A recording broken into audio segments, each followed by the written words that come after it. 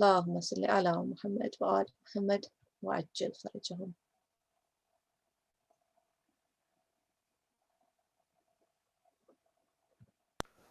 أعوذ بالله من الشيطان الرجيم. بسم الله الرحمن الرحيم. الحمد لله الذي نور قلوب العارفين بنور معرفته وأثبت فؤاد أنبيائه وأوليائه بقصص الأنبياء والمرسلين وأكمل إيمان المسلمين والمؤمنين بولاية علي أمير المؤمنين عليه السلام.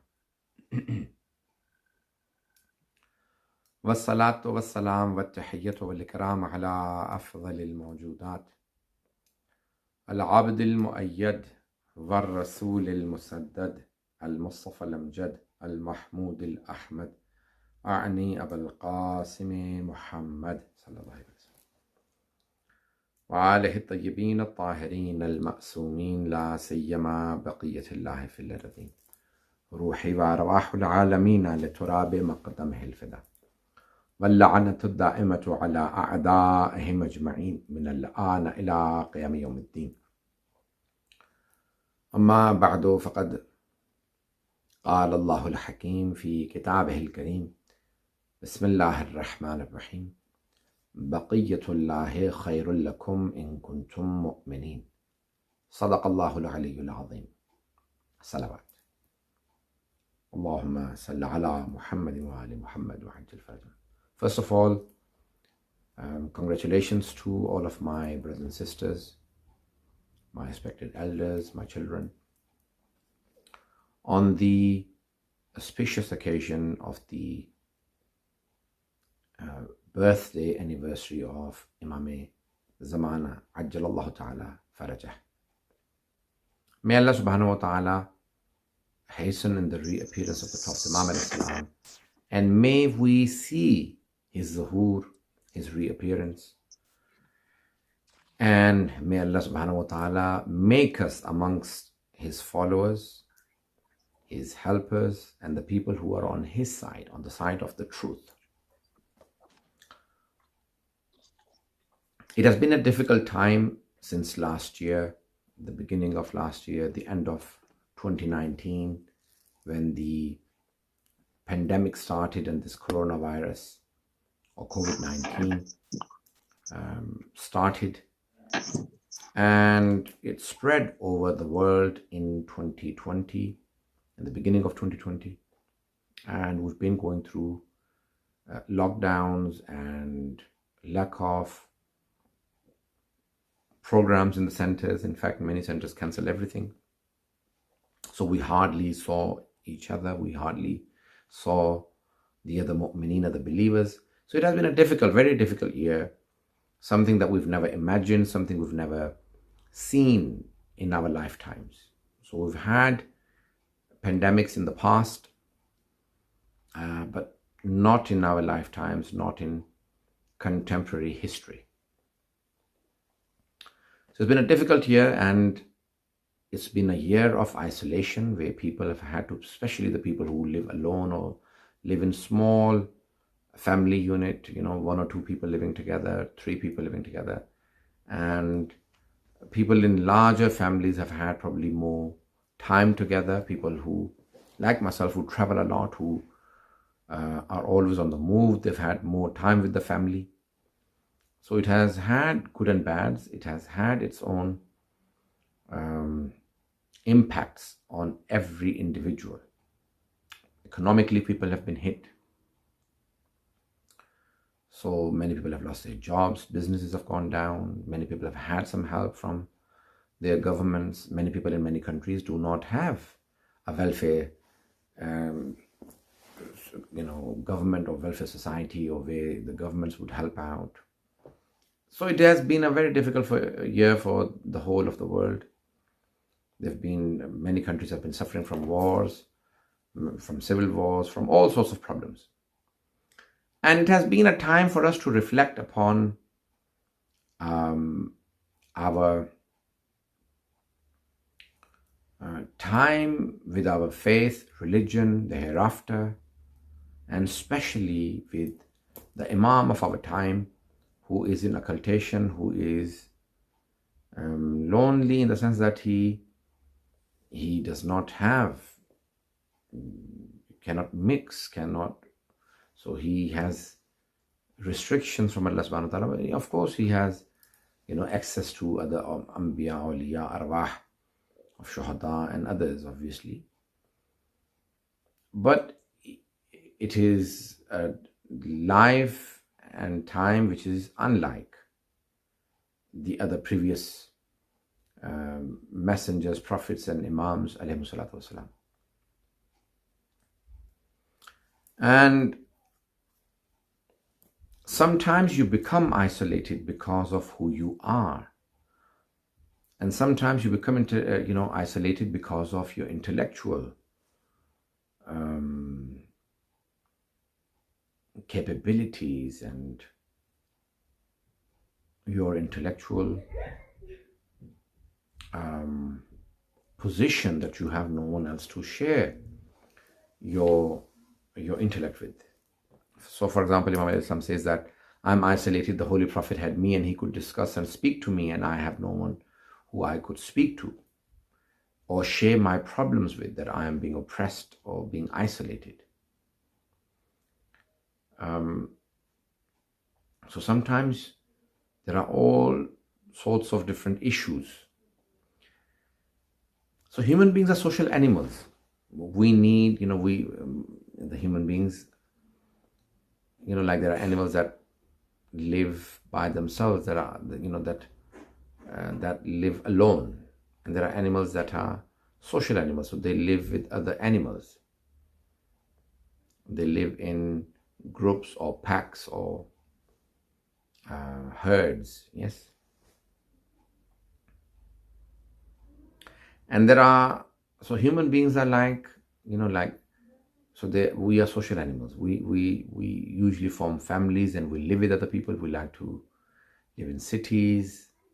And even in villages, when people have agriculture, they have huge amounts of land. Even then, when they form houses, they form houses close by. So the houses are very close, and then they have pieces of land outside. So they live together as a group. And even in an individual house, most people don't live alone. And it is discouraged in Islam to live alone. So it is encouraged that you live with other people. And you live with family. It is encouraged that we form families. And those families, are family units. And then you have close family members, husband, wife and children. And then you also have parents and brothers and sisters. And so larger families. So sometimes parents live with you, sometimes they don't live with you, but you visit them more often. And in this pandemic, we have lost all of that social aspect of our human life. And it's been a difficult year from which we have to learn. And we have to thank Allah subhanahu wa ta'ala for giving us this life where we live amongst each other, where we enjoy the company of other fellow human beings.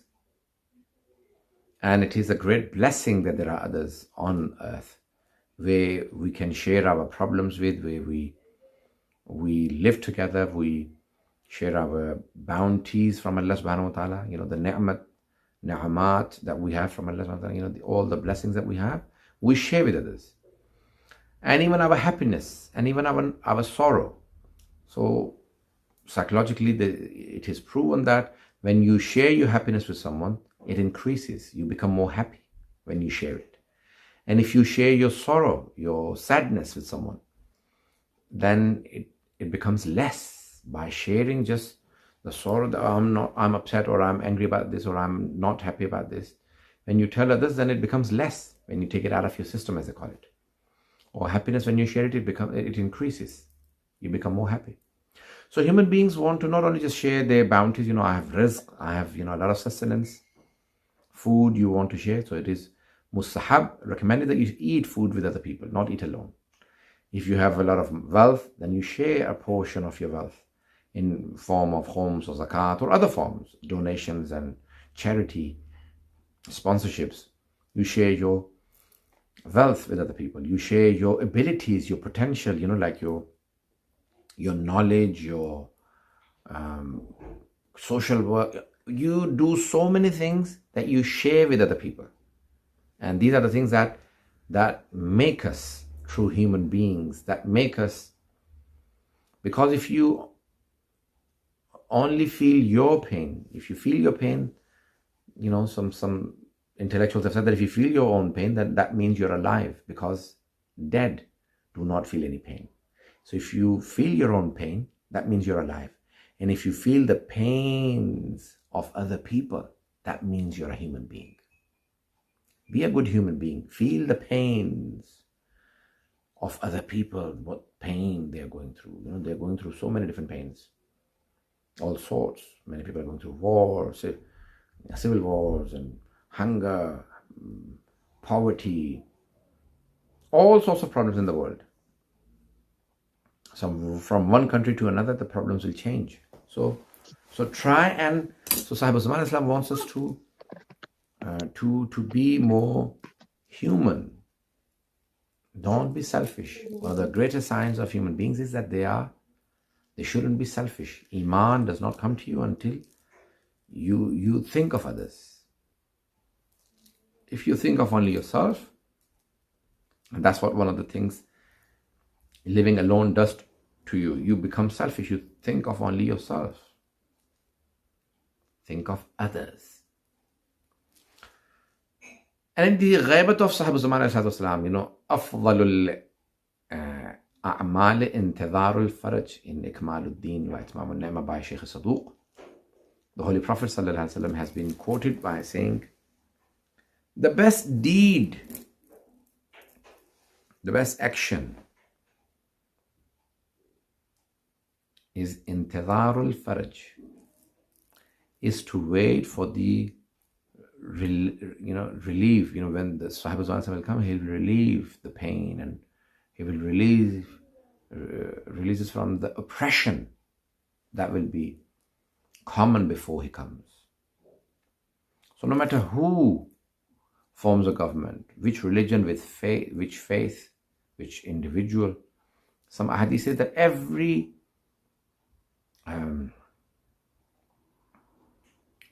group or every category or every profession will have ruled the world before the Sahib Zaman comes. So no one will be able to say that, well, if we had got a chance, we would have made it better. Everyone will have had a chance, and they will have failed to establish the peace and justice on earth. And when Sahib Zaman comes, he will establish the peace and justice on earth. So no matter who you are, we all wait for Sahib Zaman. And it gives us time to reflect. So it is, not that don't, so it is best to wait, yes? Intidhar al-faraj, to wait. But there are two types of waitings. One is that you wait without doing anything. And one is that you do something. And sometimes when doing something can have, so another extreme, that you think that you can do what he needs to do.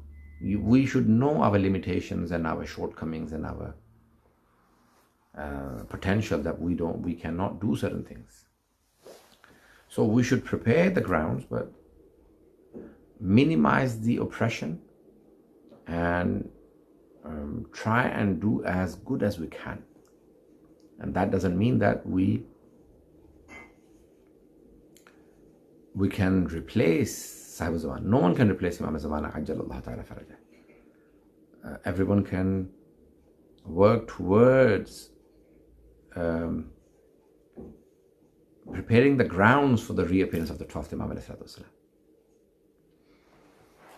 So we all have our own place. So now, when you invite a person to your house, you clean the house, you prepare the food, you do different things. Likewise, when you're inviting Sahib Zaman, Ajjal ala dhahurik, come quickly, O Allah, hasten in the reappearance of 12th Imam al-Islam. Send him quick. You're inviting him, so that means that you should be prepared, because you're inviting him. And he doesn't want anything from you that oh, I have to do something special. No. He just wants the same thing that the Holy Prophet ﷺ wanted from you, or Imam Ali ibn Abi Talib ﷺ wanted from you. So that is just fulfill your obligations, simple obligations, prayers, fasting, just simple obligations, and refrain from haram. That's all he wants. So preparing the grounds for Sahib Zaman means you work towards eliminating dhulm. So don't oppress others that are in our family, or do not oppress ourselves. You can oppress yourself by sinning. Don't oppress your own self. Now, there are many lessons. We are social animals. I was talking about that, human beings are social animals. But we still do need time alone. As the Americans call it, the personal space. Yes.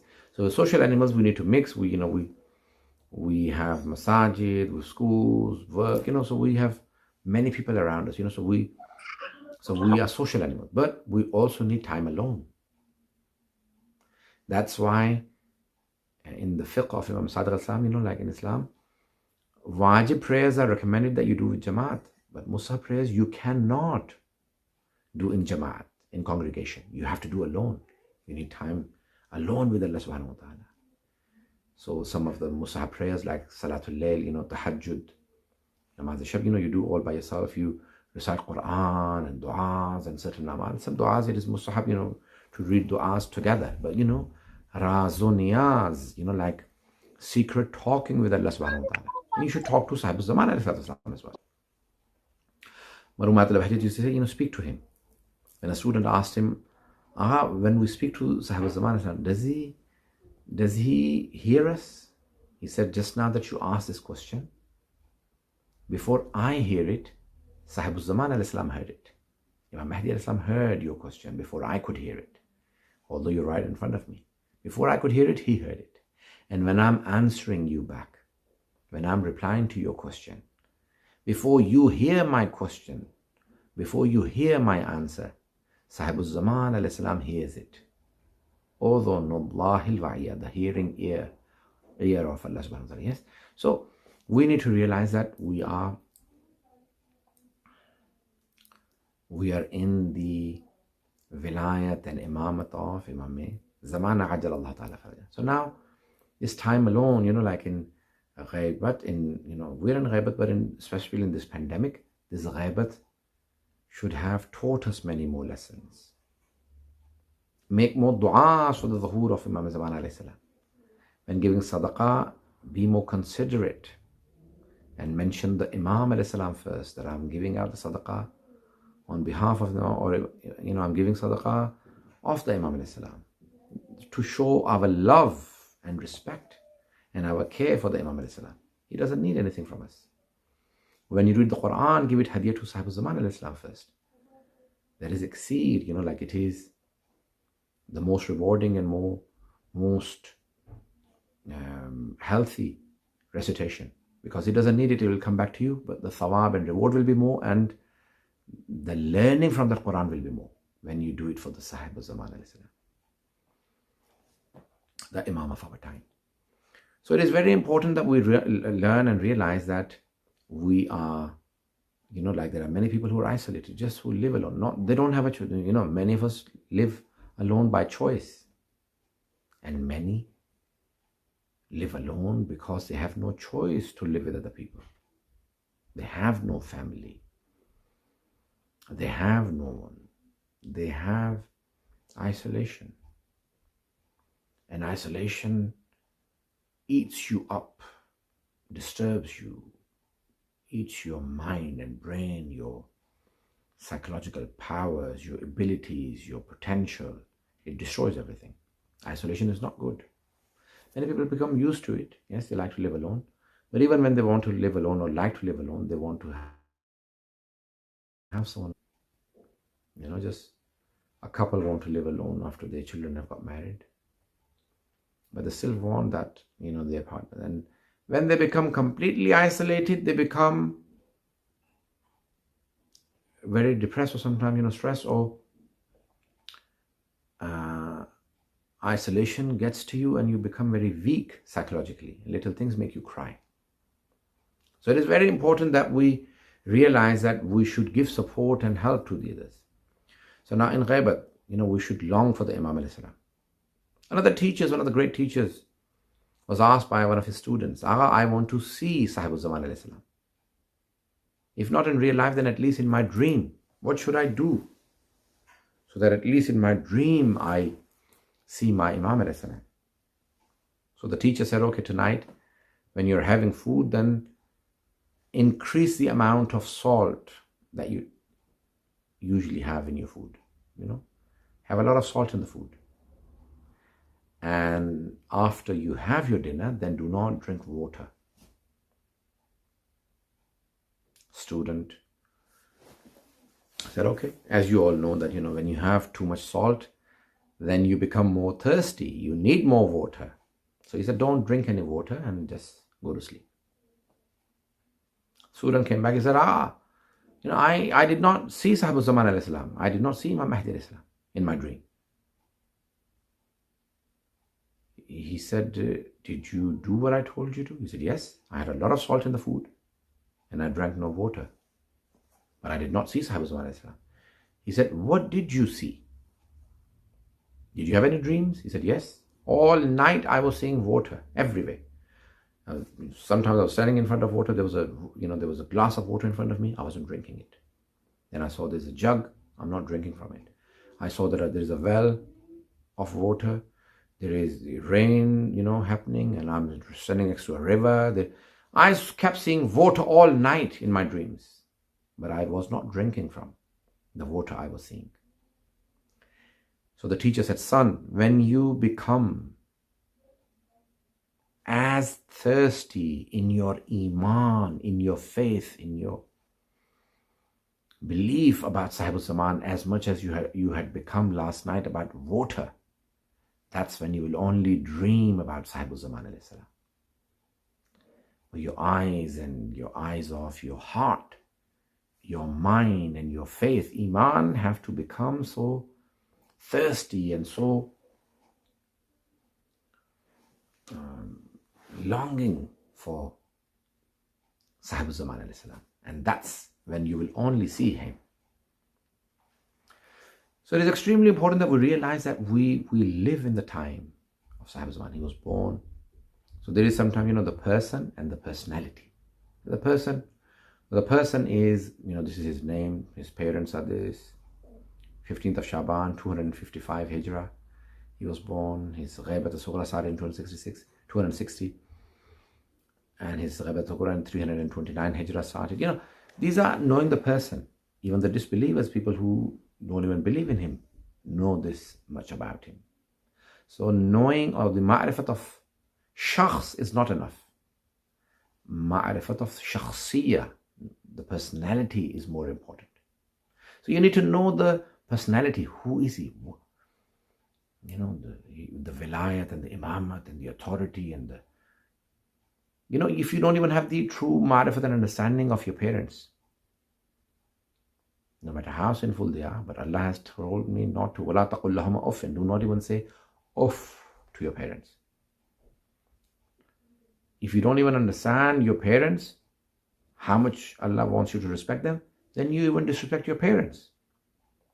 Then imagine if you don't even have the ma'rifat of Sahibul Zaman Islam, then how will you be like to him? So it is important that, and the verse that I chose from Surah Hud, Surah number 11, it says very beautifully, Baqiyatullahi khayrul lakum in kuntum mu'mineen.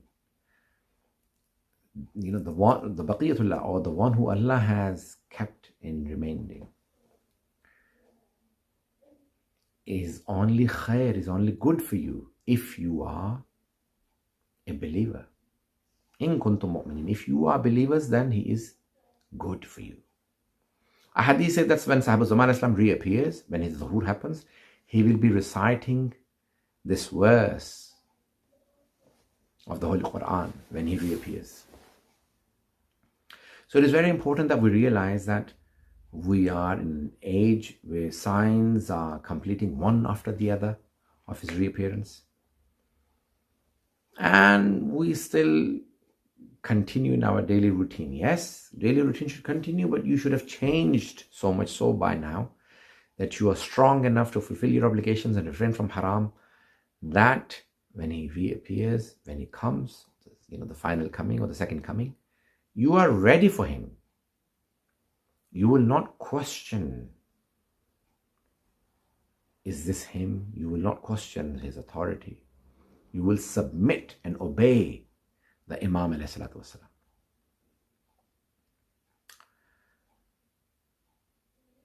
And many scholars have mentioned that there are many, many different types of signs. But we were never told when he will come. Yes, we've been given signs, but we've never told when he will come. So that we don't ever believe that, okay, this the date has been given and I'm going to die before that. That's a very long way off, very long away. So no, they've never told you the exact date of his coming, so that everyone prepares for his coming. Everyone prepares himself psychologically, that if he comes in my time, then I am prepared for him, or I am prepared for sacrificing for him, for giving my life, for his obedience, whatever he wants from me, I will do it. So it is very important that we prepare. And this is an day and age when so many things are happening, so many changes are occurring, so many changes are about to happen because of the pandemic, because of the world that we're entering. So we need to realize that in all of this time, we hold on to our faith, because many people will lose faith. And many people who are hasteful, the hadith say that وَحَلَكَ فِيهِ الْمُسْتَعْجِلُونَ, the ones who, why isn't it not coming? Why, like the people who are hasteful will be destroyed. The people who specify the time of his coming are liars. And the patience and iman is the key in the absence of the Imam alayhi salatu wasalam. And we need to realize that we are all weak. Insan has been created weak. So we are weak in every sense. Little flu can get to us. Pandemic came, and we realized we had so many failures, so many weaknesses. So we need to hold on to our faith, be strong, be obedient, and try and increase our understanding of the Imam alayhi salam. The cognition of Imam alayhi salam will make us closer to Allah subhanahu wa ta'ala. Towards the end, I would like to thank all the organizers, the brothers and sisters who have been working hard towards this series, or I've been contacted for this lecture. And may Allah subhanahu wa ta'ala accept from all of you, all the listeners, all the reciters, all the organizers. May Allah accept from all of us, from all of you. May Allah increase in your tawfiq. May Allah remove this pandemic from the surface of the earth. And may Allah subhanahu wa ta'ala hasten in the reappearance of the Imam alayhi salam. And may Allah protect our holy sites, especially the ones in Iraq and Syria. And may Allah subhanahu wa ta'ala destroy the enemies of Ahlul Bayt, especially the ISIS and the Taliban, that are, and Al Saud. May Allah protect all the people across the globe, especially in Iraq and Syria and Palestine and Nigeria and Yemen, especially in Afghanistan and Kashmir and Myanmar and so many countries. There are so many problems going on. May Allah protect all of the believers and all the humanity from all the oppression. May Allah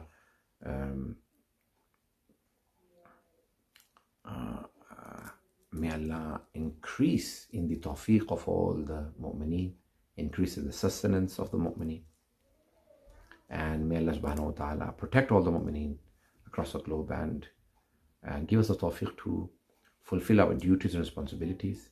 And there are many people who are going through difficult times because of pandemic. May Allah subhanahu wa ta'ala remove all the difficulties from all of these people. There are many young boys and girls who are going to be taking part in many exams. May Allah subhanahu wa ta'ala give them success in their exams and trials. And may Allah accept the du'as of all the people that are listening and organizing this. ربنا تقبل منا إنك أنت السميع العليم بحق محمد وآله الطيبين الطاهرين المعصومين. وآخر دعوانا الحمد لله رب العالمين. السلام عليكم ورحمة الله وبركاته. اللهم صل على محمد وعلى محمد.